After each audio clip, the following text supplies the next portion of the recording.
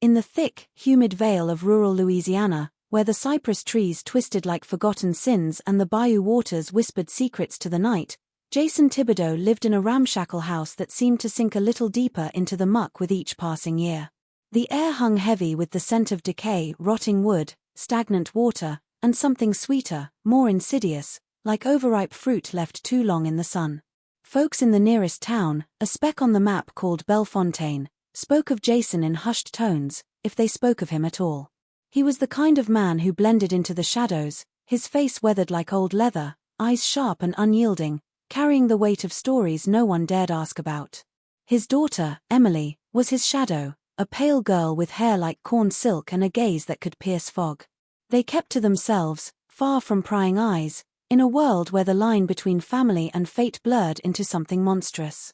But on still evenings, when the frogs croaked their mournful chorus and the mosquitoes danced in hungry swarms, the house echoed with the cries of children, 13 of them, born from a bond that twisted nature itself.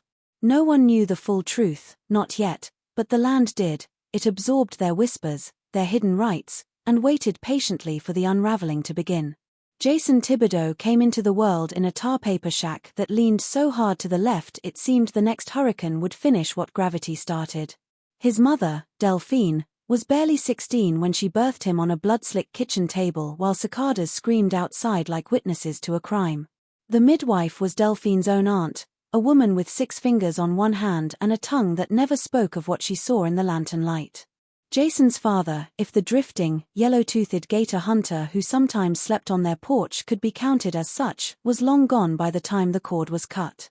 From the cradle, Jason learned the bayou's language, the slow slap of water against cypress knees, the copper smell of storm coming, the way Spanish moss hung like funeral veils. The Thibodeau plot sat on a finger of land no man's land between 2 parishes, a place surveyors forgot and tax collectors feared to tread. Neighbors, if the scattered trailers 3 miles through the cattails could be called that, kept their distance. Children were warned that the Thibodeaus carried the bad strain, though no one could say exactly what that meant, only that cousins married cousins going back to when Louisiana still flew the fleur-de-lis, and every generation paid the price in crooked bones or vacant stares. Jason grew tall and raw-boned, skin baked the color of walnut stain, hair black as swamp water at midnight. He could read the weather in the ache of old brakes and track a cottonmouth by the way the reeds trembled. School never took. The truant officer came once, took one look at the dogs with too many teeth and the rifle leaning by the door, and never returned. Instead, Jason learned from his uncles, men who spoke in half-sentences and drank corn liquor like it was communion wine, how to set trout lines, skin nutria, and keep family business inside the family. Nights were filled with stories told in low voices, great-granddaddies who bargained with Rougarous, aunts who danced naked under blood moons, babies born with tales that had to be drowned quick before they spoke. Jason listened, eyes reflecting the kerosene lamp like an animal's, and never once asked why the women in the photographs all looked the same, why the Bible on the shelf was missing the book of Leviticus, or why his mother sometimes stared at him like he was both son and husband and something worse. The fever took Jason's wife, Marie Claire, in the spring of 1998, when the dogwoods were bleeding pink against the green and the air tasted like rust. She had been small to begin with, bird-boned, with a laugh that used to ring out over the water when Jason poled the pirogue too fast and soaked them both. They had married at 16 and 17 because the preacher in Bellefontaine owed Jason's uncle a favor and didn't ask questions. Emily was born 9 months later, red-faced and howling like she already knew what waited for her. Marie Claire never regained her strength after the birth. Her body turned against itself the way the river sometimes turns against the levee, slow, then all at once. The doctor in town wanted to send her to Charity Hospital in New Orleans, but Jason wouldn't hear it. "They'll take her apart down there," he said, voice flat as the blade he used to gut catfish. So she wasted in the back bedroom while cicadas rattled the tin roof and the baby cried in the next room. On the last night the rain came sideways, drumming the house like impatient fingers. Marie Claire's breath whistled thin and wet, her eyes, once the color of creek water in sunlight, had gone milky. She clutched Jason's wrist with fingers that felt like damp twigs. "Keep her close," she rasped. "Don't let the world have her." Jason thought she meant the strangers, the welfare ladies, the men with clipboards who sometimes nosed down the dirt track. He nodded, solemn, and pressed a kiss to her forehead that tasted of salt and ending. When she died just before dawn, he wrapped her in the old way his uncles taught him, in the wedding sheet quilt she had pieced from feedsack cotton, and buried her beneath the pecan tree out back. No preacher, no mourners, just him and the baby watching from the porch with eyes too old for her face. After the dirt settled, the house sounds changed. The creaks at night were no longer Marie Claire padding to the kitchen for water. The silence pressed heavier. Jason drank more, moved slower, stared longer at the child who carried his dead wife's mouth and his own sharp cheekbones.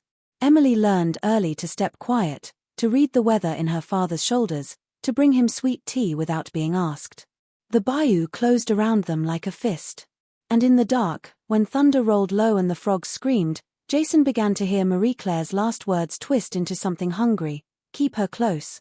The summer Emily turned 15, the heat sat on the house like a living thing, thick, wet, and patient. The old window unit coughed and died sometime in June, leaving only the slow sway of the attic fan that pulled in air smelling of algae and distant lightning. Jason had taken to sleeping on the porch swing with a mason jar of peach brandy balanced on his bare chest, waking at odd hours to stare at the moon as if it owed him money. Emily moved through the rooms like a ghost in one of her mother's faded house dresses, the hem brushing knees already sunbrowned and mosquito-bitten. It began with small trespasses. Jason's hand lingering on the nape of her neck when he showed her how to tie a bowline knot. The way he watched her wring out laundry at the rain barrel, water running down her thin arms in shining ropes. She felt the weight of his gaze the way deer feel the weight of a scope, something inevitable settling between her shoulder blades. Nights, she lay awake listening to the house breathe, to the boards contracting in the cooling dark, to her father's footsteps pausing outside her door before moving on. Then came the storm season, came early, a black wall of cloud boiling up from the gulf and swallowing the sun whole. The radio had long since lost its voice, but Jason knew the signs, the cattle lowing uneasy, the way the air turned green. He sent Emily to batten the shutters while he dragged the boat higher ground things into the loft.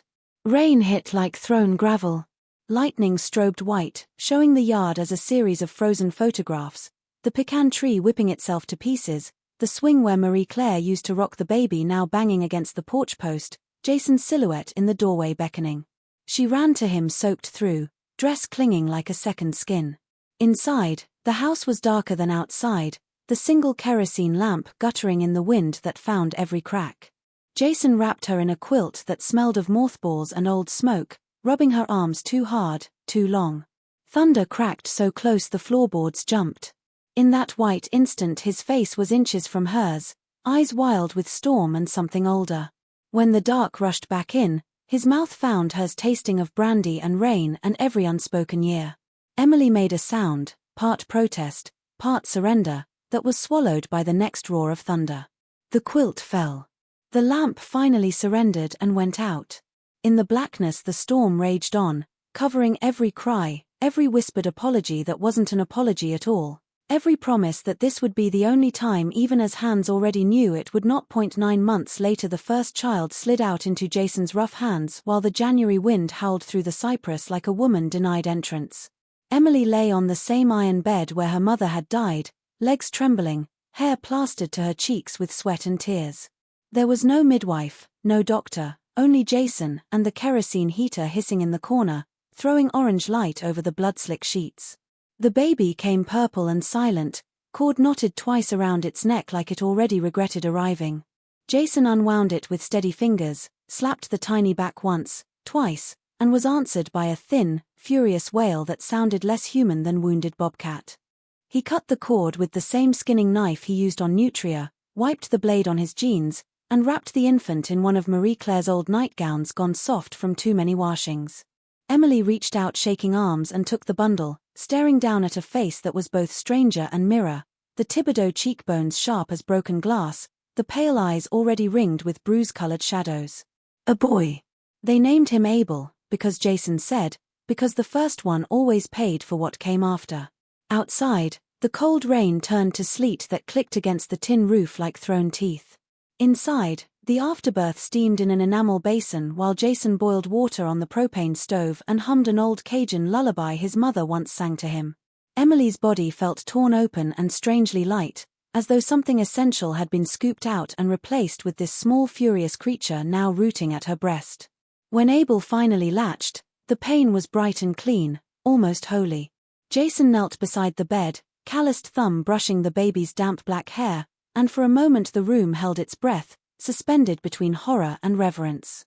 Later, when Emily slept the heavy sleep of the bled out, Jason carried the basin to the backyard and poured the dark contents beneath the pecan tree where Marie-Claire lay. The ground drank greedily. He stood there a long time, coatless, letting the sleet sting his face until it went numb. Somewhere in the dark a gator bellowed, low and mournful.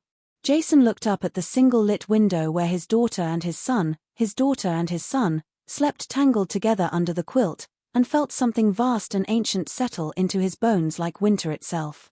The bayou kept its own counsel, and the house creaked once, approving. The children came quick after Abel, one every year or so, as if Emily's body had been cracked open and could no longer hold anything back. By the time the fifth arrived, the house had grown crooked additions, lean-tos patched with tin and tar paper, rooms that tilted toward the swamp like they were listening for something under the mud. The older ones slept three to a mattress on the floor, breathing the same sour air, sharing the same dreams that left them whimpering before dawn. People in Bellefontaine started calling them the Thibodeau young-uns, the way you'd speak of stray dogs that might bite. At the bait shop they said the babies were born wrong, heads too narrow, eyes set too wide, skin so pale the blue veins showed through like road maps to nowhere. One boy, Cain, had 6 fingers on each hand and a tongue too thick for speech. He only hissed and clicked like a cottonmouth. Little Ruth was born with a caul over her face and never cried, just stared with those washed-out eyes that seemed to see straight through a body. Folks swore the children moved wrong, too quiet, too fast, slipping between the cattails when no one was looking. Jason blamed it on bad water or the old strain running true, never meeting anyone's gaze when he came to town for flour and salt. He cut their hair himself with the same knife he used on deer, kept them barefoot so their feet toughened into something almost hoof-like. Emily nursed them until her breasts cracked and bled, then passed them to goat's milk warmed over the stove. She sang the same lullaby her mother had sung, voice flat and tuneless, while the babies watched her with unblinking hunger. At night the house sounded like an animal with too many hearts, coughs that rattled like dry leaves, murmurs in a language no one taught them, the wet slap of small bodies turning over in sleep. Sometimes a child would wake screaming that the lady under the pecan tree was pulling their toes. Jason would go outside with the lantern and stand there until the screaming stopped, staring at the dark mound where Marie-Claire lay, as if daring her to speak up now. The children learned early not to ask why their mama flinched when Papa touched her hair, or why the youngest ones looked more like their older siblings than like either parent. The bayou kept swallowing the questions, and the cypress kept growing tighter around the house, branch by branch, year by year. The preacher arrived on a flat-bottom boat that looked older than sin, poling through the duckweed with a rhythm too steady for any man who feared the swamp. His name was Brother Ezekiel Pike, a circuit rider who carried the gospel into places the diocese had quietly written off as lost causes. He wore a black suit gone green at the cuffs, a collar bleached grey from too many washings, and eyes the pale blue of a drowned man's. Word was he'd been run out of 3 parishes for seeing demons where others saw only drunks and debtors, but the bayou folk still let him sleep on their porches because his sermons scared the mosquitoes away. He tied up at the rickety dock just after a rain, when the air smelled of iron and resurrection fern. Jason was out back splitting cypress knees with an axe that rang like a church bell. The children scattered into the reeds at the first sight of the stranger, pale legs flashing between the cattails like fish. Only Abel stayed, perched on the porch rail with a butcher knife across his knees, 6-fingered hands curled possessive around the handle. Brother Ezekiel climbed the bank slow, boots squelching, Bible clutched to his chest like a shield. His gaze swept the compound, the leaning house, the smokehouse with its door always closed, the clothesline strung with tiny dresses gone grey, and something in his face tightened the way a man's does when he smells spoiled meat. Emily appeared in the doorway behind a ripped screen, belly swollen again, hair hanging in wet ropes over one shoulder. She didn't speak, only stared with those washed-out eyes that seemed to drink the light. The preacher's voice came out soft, almost kind. "Evening, sister. The Lord sent me down this slough to speak salvation to the forgotten souls." He took one step closer and the dogs, 3 gaunt hounds with too many ribs, began a low, trembling growl that wasn't quite natural. Abel tilted his head, listening to something only he could hear, then smiled with too many small teeth. Jason set the axe head into the chopping block and walked forward, wiping his hands on a rag already red. The 2 men measured each other across 10 feet of muddy yard while thunder grumbled far off like an old man clearing his throat. Brother Ezekiel's nostrils flared. He smelled it then, something thick and sweet rotten beneath the wood smoke, the unmistakable reek of sins stacked like cordwood. His fingers tightened on the Bible until the leather cracked. Behind him the bayou went suddenly still, not even a frog daring to croak, as though the swamp itself leaned in to listen, years folded in on themselves the way wet paper curls. Emily's body kept giving, but her eyes kept taking something back. By the time the 10th child clawed its way out of her, she moved through the house like a blade that had learned to walk, quiet, precise, dangerous when touched wrong. She still cooked the same pots of beans and rice, still scrubbed the blood and mud from tiny shirts, still let Jason pull her into the back room when the moon was thin, but the softness had been burned out of her the way fire burns the sweet out of cane. She began with small rebellions, a pinch of rat poison in his coffee that only made him vomit black for 2 days, a kitchen knife hidden beneath the mattress that he found and used to shave with the next morning, smiling the whole time. Then came the nights she sat on the porch steps after the children slept, staring at the pecan tree where her mother rotted, whispering things the wind carried away before they could become words. Jason caught her once with a mason jar full of dirt from Marie Claire's grave pressed to her belly like a poultice. He slapped her so hard a tooth skipped across the boards. She laughed, low and cracked, the first real sound she'd made in months. The children felt the shift. Abel, now tall and silent with shoulders too wide for his years, started standing between his parents when Jason's hand rose. Ruth, the Colborne girl, began drawing circles of salt around her palate and hissing if anyone crossed them. Emily taught the little ones new games, how to twist a chicken's neck so fast it never squawked, how to lie perfectly still when Papa's shadow fell across the doorway. She told them stories about a woman who lived under the house and ate bad men from the feet up. The younger ones believed her, the older ones pretended not to. Jason saw the rot spreading. He doubled the locks on the smokehouse, started sleeping with the shotgun across his lap, drank until his eyes floated red in his skull. But drink made him slow, and slow made him mean in new ways. One dawn he found Emily with her forehead pressed to the floorboards, murmuring to something that answered in knocks and sighs. When he dragged her up by the hair she looked straight through him and said, clear as creek water, "You ain't the only man in this house anymore." The words hung in the air like a noose waiting for a neck. The children stopped being merely wrong and started being other. It happened slow at first, the way mold climbs a wall you swear was clean yesterday. Abel, 16 now and built like a cypress knee, could stand knee-deep in the black water and call the gar up with a low humming that rattled in the chest. They came silver and stupid, mouths gaping, rolling belly up so he could scoop them out with his bare 6-fingered hands. Ruth, barely 10, walked the footpath at dusk with no lantern. Fireflies followed her in a living halo, blinking in patterns that made the dogs whine and hide beneath the house. When strangers poled too close to the dock, the mosquitoes rose in a single screaming column and drove them off bleeding from eyes and ears. The younger ones spoke less and less, but when they did the words came out backward or too old, like something dug up from a grave that still remembered French. Little Josiah, born with a tail of cartilage that Jason sawed off with a hacksaw and no anesthetic, could taste lies. He would fix those pale eyes on Jason's own and say, soft as a moth, "That ain't true, Daddy," and Jason's stomach would drop like he'd stepped off the pier into deep water. At night the house breathed with them. Floorboards flexed under no weight. The kerosene lamp dimmed when Ruth passed through the room, then flared bright again once she was gone. Emily watched it all with something between pride and terror, stroking the newest baby's downy head while its pupils narrowed to vertical slits in the moonlight. She began leaving saucers of milk mixed with her own blood on the back steps. Whatever lapped it up left prints that were neither cat nor coon nor human. Jason tried whiskey, tried the leather strop, tried praying over them in the rusty Cajun he half remembered from childhood. Nothing took. The children only smiled wider, teeth too sharp, and went on listening to whatever sang to them from beneath the mud.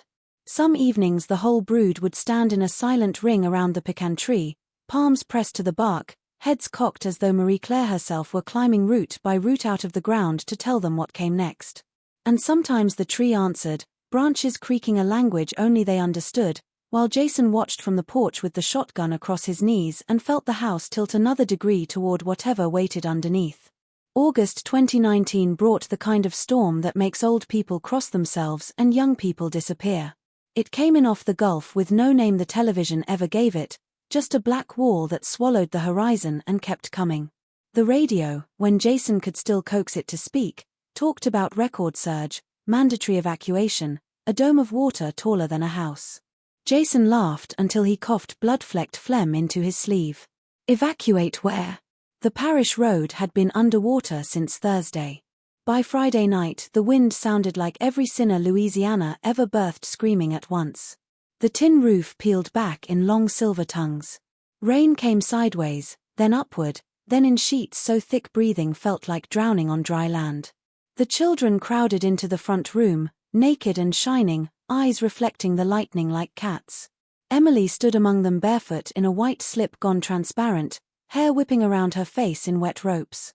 She looked exalted, like a saint who had finally met the devil and liked his offer. Water rose through the floorboards first in slow, deliberate fingers, then in a single cold rush that lifted the rugs and sent the table spinning. Jason waded waist deep, shotgun held high, shouting orders no one followed. Abel and Ruth were already in the attic, passing the smaller ones up through the hatch like bundles of bone and stare. Something large bumped the underside of the house, once, twice, then settled with a sound like a sigh. The pecan tree cracked down the middle with a noise like God breaking his own spine. Marie Claire's bones surely tumbled free at last, washed clean and white. In the attic the only light was the storm's strobe. Rain hammered the roof inches above their heads. Emily gathered the children close, 13 pale faces turned to her like moons. She began to speak, not sing, not pray, just speak, in a voice that cut straight through the wind. Jason tried to shout her down, but the words caught in his throat when he saw the water inside the attic was not rising with the flood outside. It hung suspended in perfect spheres that drifted between them, each globe holding a tiny reflection of the family staring back. One by one the children reached out and pressed the spheres to their mouths, drinking. When the last drop was gone the storm paused, as if listening. Emily turned to Jason, eyes luminous, and said the first full sentence she had spoken to him in years, "She's coming up now, and she's bringing the rest with her." The storm broke just before dawn, leaving a sky the color of a fresh bruise and a silence so complete the house felt deaf. Water stood waist-high on the first floor, black and shining, carrying chairs, photographs, the wedding quilt, all of it turning slow circles like memories too ashamed to sink. Jason stood on the attic ladder, shotgun dangling useless, staring down at what the flood had uncovered. The floorboards of the back bedroom had floated away entirely, revealing a crawlspace packed with soft dark earth and dozens of small bones arranged in careful spirals. Baby bones, some no bigger than a sparrow, some still wearing scraps of the same feedsack cotton Marie Claire had sewn into receiving blankets. The truth sat in his gut like a swallowed stone. Every child Emily lost between the living ones had not been lost at all. They had been kept. Emily's voice drifted from the attic was gentle, almost loving. "Mama showed me the first time. Said the ground was hungry and we had to feed it proper." The children knelt around her in a half-circle, naked and dripping, eyes reflecting the weak grey light like coins at the bottom of a well. Abel held the newest infant, number 13, born only days ago, against his chest. The baby's mouth was stained dark, and its pupils were already vertical. Jason tried to climb the last rungs, but the ladder snapped under his weight, sending him sprawling into the water. Something moved beneath the surface, long, pale, jointed wrong, and wrapped around his ankle. He fired the shotgun point blank. The flash lit a woman's face for one heartbeat, hair floating like moss, mouth sewn shut with black thread, eyes wide and accusing. Marie Claire, or what the swamp had made of her. The blast tore half her jaw away, but she only smiled wider and pulled. Above, Emily began walking the children across the attic beams toward the hole the storm had torn in the roof. One by one they stepped out into the bruised sky, barefoot on the slick tin, arms outstretched as if the air itself would carry them. Ruth turned back once, tilted her head, and spoke in a voice that was every missing child at once. Bye, Daddy. The tree's big enough for all of us now. Then the pecan, split but still standing, groaned and opened like a door, bark peeling back in wet sheets to show a hollow glowing soft and green inside. Emily took Abel's hand, Abel took Ruth's, and the line of them walked straight into the light without looking down. Jason screamed until the water filled his mouth, until the thing that wore his dead wife's face dragged him under the house to join the quiet spiral waiting there.